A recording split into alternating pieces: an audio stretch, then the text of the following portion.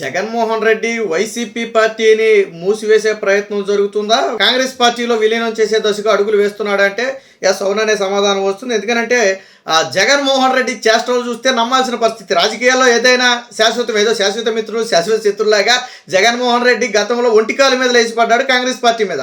So మనందరికీ తెలిసిన విషయమే. ఎప్పుడైతే బీజేపీతో బయటికి తప్పని పరిస్థితి అయిందో, ఎప్పుడైతే కూటమిలో బీజేపీ భాగమైందో, పాపం జగన్మోహన్ రెడ్డికి దిక్కుతోచిన పరిస్థితి. అప్పటి ఇంతకు ముందు కూడా గతంలో రేవంత్ రెడ్డి ముఖ్యమంత్రి అవ్వకుండా డీకే శివకుమార్ ద్వారా ఎలాంటి ప్రయత్నాలు చేశాడో మనందరికీ తెలుసు. బెంగళూరు ప్యాలెస్కి వెళ్ళి డీకే శివకుమార్తో ఎలాంటి మంతనాలు జరుపుతున్నాడు అనేది రాష్ట్రం మొత్తం తెలుసు అనుకోండి. కేంద్రంలో బీజేపీ మద్దతు తనకు లభించదనే ఒక భయంతో కాంగ్రెస్ పార్టీ మద్దతు కోసం ప్రయత్నం చేస్తున్నాడు అనేది బహిరంగ సత్యం. అదే ఇటీవల తన తండ్రి పేరుని అడ్డం పెట్టుకుని, వాస్తవానికి జగన్మోహన్ రెడ్డి 5 ఏళ్ళు అధికారంలో ఉన్నప్పుడు ప్రతిరోజు తన తండ్రి గురించి ఒక పోస్ట్ సోషల్ మీడియాలో ఎప్పుడు వేయలే. కానీ ఓడిపోయిన తర్వాత తన తండ్రి పేరుతో మళ్ళీ సోషల్ మీడియాలో రోజు ఒక పోస్ట్ వేయటం అయితే ప్రారంభించారు.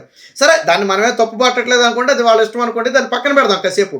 అయితే ఇక్కడ విషయం ఏంటంటే, ఈరోజు ఏదైతే నాగార్జున సాగర్ డ్యామ్ ఉందో దానికి 57 ఏళ్ళు నిండాయని చెప్పి ఒక పోస్ట్ అయితే వేయటం జరిగింది. సరే, దాని గురించి కూడా పెద్ద విషయం కాదు.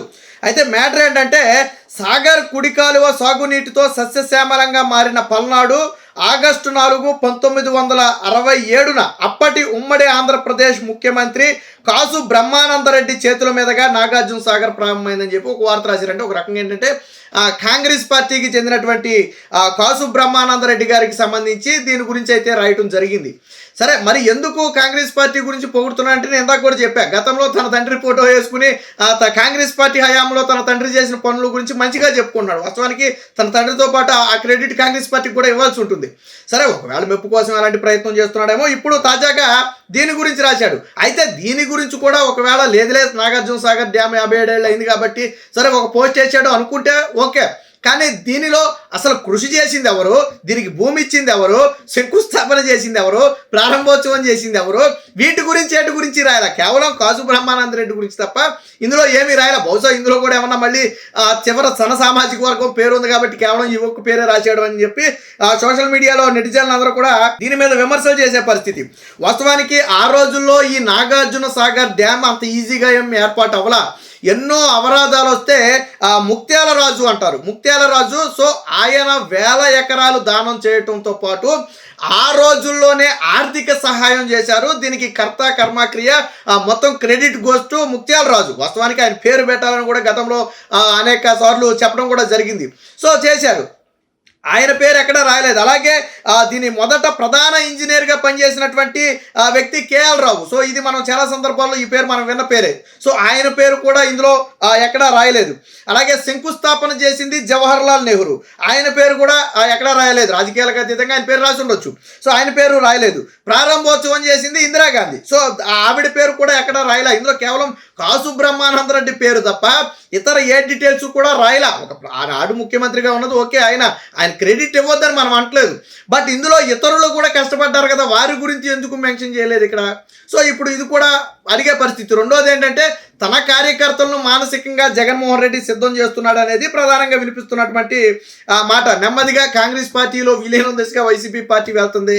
ఇప్పటికే బెంగళూరు ప్యాలెస్లో డీకే శివకుమార్ చేత ఆల్రెడీ ఒప్పందాలన్నీ కూడా పూర్తయ్యాయి కాబట్టి క్యాడర్ను మానసికంగా సిద్ధం చేస్తున్నాడని చెప్పి ఇప్పుడు సోషల్ మీడియాలో చర్చ కూడా నడుస్తుంది. నేను మొదట్లోనే చెప్పా, కాంగ్రెస్ పార్టీలో ఏమన్నా జగన్మోహన్ రెడ్డి విలీనం చేయాలనుకుంటున్నాడా అంటే, ఎందుకు అలా అనుకోవాల్సి వస్తుందంటే ప్రధాన కారణం అదే, తన కార్యకర్తల్ని. మరి గతంలో నేను సోనియా గాంధీని ఎదిరించిన ధీరుణ్ణి సూర్యుడిని, నాకు తిరుగులేదు అని చాలా రకాలు చెప్పుకున్నాడు. సోనియా గాంధీ జైల్లో పెట్టినా కానీ వెన్ను వంచలేదని చెప్పి చాలా చెప్పుకున్నాడు. కాకపోతే చాలామందికి తెలియని విషయం ఏంటంటే, ఆ రోజు సోనియా గాంధీని ఎదిరించినప్పటికీ కూడా తర్వాత సోనియా గాంధీ దగ్గరికి రాయబారం పంపితే తప్ప జగన్మోహన్ రెడ్డికి గత్యంతరం లేని పరిస్థితి. ఎవరు రాయబారానికి వెళ్ళారు? స్వయంగా షర్మిల చెప్పింది. షర్మిల భర్త అయినటువంటి బ్రదర్ అనిల్ని తీసుకుని భారతిరెడ్డి ఢిల్లీ వెళ్ళి అక్కడ కాళ్ళ మీద పడి సాగిల పడితే జగన్మోహన్ రెడ్డికి బెయిల్ వచ్చింది. 6 నెలల తర్వాత బెయిల్ ఎలా వచ్చింది జగన్మోహన్ రెడ్డికి? సో సోనియా గాంధీ కాళ్ళ మీద పడి సాగిల పడితే వచ్చింది. సరే, ఇవన్నీ కూడా జగన్మోహన్ రెడ్డి చెప్పడం, ఆయన ఒప్పుకోవడం అనుకోండి, అది వేరే విషయం. సో దీనికి సంబంధించి ఇప్పుడు తాజాగా సోషల్ మీడియాలో అయితే ప్రధానంగా ఇదైతే చర్చగా మారింది. మొత్తానికి జగన్మోహన్ రెడ్డి వ్యవహారం మాత్రం అనుమానాస్పదంగా మారింది అనటంలో ఎటువంటి సందేహం లేదు. నిజంగానే జగన్మోహన్ రెడ్డి ఆ కాంగ్రెస్ పార్టీలో వైసీపీ పార్టీని విలీనం చేస్తాడంటే వినేవాళ్ళకి విచిత్రంగా ఉన్నా ఏమో ఏదైనా జరగవచ్చు. ఎందుకంటే జగన్మోహన్ రెడ్డి దారుణ పరాజయాన్ని చూశాడు. నాకు ఓటు బ్యాంక్ ఉంటుందని జగన్మోహన్ రెడ్డి చెప్పుకుంటున్నప్పటికీ కూడా 11 సీట్లకు ప్రతిపక్ష హోదా కూడా లేకుండా పరిమితం అవుతాం. బహుశా ఉమ్మడి ఆంధ్రప్రదేశ్ నుంచి ఇప్పటి వరకు చూసుకుంటే ఇంత దారుణమైన ఓటమి బహుశా ఎక్కడా జరగకూడదు. ఉమ్మడి ఆంధ్రప్రదేశ్లో కూడా గతంలో ఓడిపోయిన పార్టీలు ఉన్నప్పటికీ కూడా ఇంత దారుణమైన ఓటమిని అయితే ఎప్పుడు చూసుండరు. సో జగన్మోహన్ రెడ్డికి పైగా నిజంగా జగన్మోహన్ రెడ్డి నిజాయితీ పడి ఉంటుంటే ఆ పార్టీని నిలబెట్టుకునే అవకాశం ఉండేది. నిజాయితీగా నిలబడవచ్చు, సరే ప్రజలు నన్ను ఆదరిస్తారులే అని చెప్పి. జగన్మోహన్ రెడ్డికి ఏమో 43,000 కోట్ల అవినీతి అక్రమాస్తుల కేసులు ఉన్నాయి. అది కాక ఇప్పుడు 5 ఏళ్ల పాటు దోచుకున్నటువంటి కేసులు రేపో మాపో బయటికి రాబోతున్నాయి. కాబట్టి జగన్మోహన్ రెడ్డి పార్టీని నిలబెట్టుకోవడం అంత ఆషామాషిగా ఉండదు. ఖచ్చితంగా కేంద్రంలో ఎవరో ఒకరు, అంటే అది కాంగ్రెస్ పార్టీ లేదా బీజేపీ పార్టీ అనేది కాసేపు పక్కన పెడితే ఎవరో ఒకరు సహాయ సహకారం లేకుండా మాత్రం జగన్మోహన్ రెడ్డి రాజకీయంగా నిలబడలేనని చెప్పి ఒక ఇదికి వచ్చాడు. కాబట్టి ఇప్పుడు బీజేపీ పార్టీ కూటమిలో ఉంది కాబట్టి కాంగ్రెస్ పార్టీతో కలిస్తే రేపొద్దున నన్ను అరెస్ట్ చేసినా లేదా రేపొద్దున నా పార్టీకి ఏదైనా ఆపదొచ్చినా కాంగ్రెస్ పార్టీ సపోర్ట్ ఉంటే నేను ఏదైనా బట్టకట్టాలని చెప్పి ఆయన ఏమైనా అనుకున్నాడేమో తెలియదు. కానీ విచిత్రం ఏంటంటే 40 రోజుల వ్యవధిలో 4 సార్లు జగన్మోహన్ రెడ్డి బెంగళూరు వెళ్ళాడు. సో ఆంధ్రాలో ఉండడానికి జగన్మోహన్ రెడ్డి అచ్చుకోవట్ల. బెంగళూరు కూడా ఏం సరదాగా వెళ్తలా జగన్మోహన్ రెడ్డి. జరగాల్సిన రాజకీయం మొత్తం కూడా బెంగళూరు ప్యాలెస్ వేదికగా జరుపుతున్నాడు. రాష్ట్రంలో అల్లవ సృష్టించాలన్నా రాష్ట్రంలో 36 మంది చనిపోయారు. ఎవరు చనిపోయారు చెప్పాయా బాబు అంటే ఈ రోజుకి పేర్లు ఇవ్వలేదు. ఈ రోజుకి జగన్మోహన్ రెడ్డి ఆ పేర్లు ఇవ్వలేదు. సాక్షి పేపర్లు ఇచ్చి ఉండొచ్చు కదా, మన పేర్లు అడిగితే టైం అయిపోయిందని చెప్పి వెళ్ళిపోయాడు.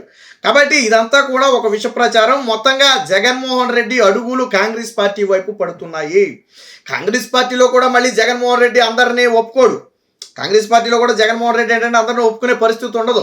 అందుకనే నేను ఎందా చెప్పినట్టుగా జవహర్లాల్ నెహ్రూ పేరు కానివ్వండి, ఇందిరాగాంధీ పేరు కానివ్వండి ఇందులో మెన్షన్ చేయాలి. కానీ కాసు బ్రహ్మానంద రెడ్డి పేరును మాత్రం మెన్షన్ చేశాడు. వాస్తవానికి జగన్మోహన్ రెడ్డి కాంగ్రెస్ పార్టీ పేరు చెప్తేనే 5-6 అడుగులు లెగిసి పడతాడు వాస్తవానికి.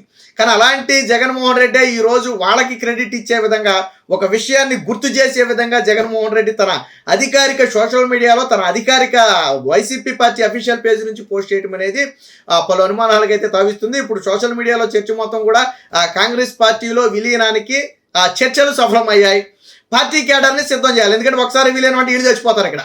ఎందుకంటే మా అన్న రాముడు దేవుడు, మా అన్న సింగిల్గా వస్తాడు, సింహంలా వస్తాడు, ఎదిరించి నిలబడతాడని చెప్పి పెద్ద పెద్ద ఎలివేషన్లు ఇచ్చున్నారు. కాబట్టి వాళ్ళందరినీ కూడా మానసికంగా సిద్ధం చేయాలి. కాబట్టి జగన్మోహన్ రెడ్డి అయితే ఇలాగ కొంచెంగా కాంగ్రెస్ పార్టీ వైపు తిరుగుతున్నట్టు తెలుస్తుంది. బట్ ఏదో రోజు బాంబు పేల్చినా పర్లేదు, మేము కాంగ్రెస్ పార్టీతో విలీనం కాకపోయినా వాళ్ళ సపోర్ట్తో మేము నడుస్తామని ప్రకటించిన ఆశ్చర్యపోవక్కర్లేదు. ఎందుకంటే జగన్మోహన్ రెడ్డికి నేను చెప్పినట్టుగా గత్యంతరం లేదు. అవినీతి అక్రమాస్తులు కేసులు ఉన్నాయి. మొన్న 5 ఏళ్ల పాటు అవినీతి ఉంది.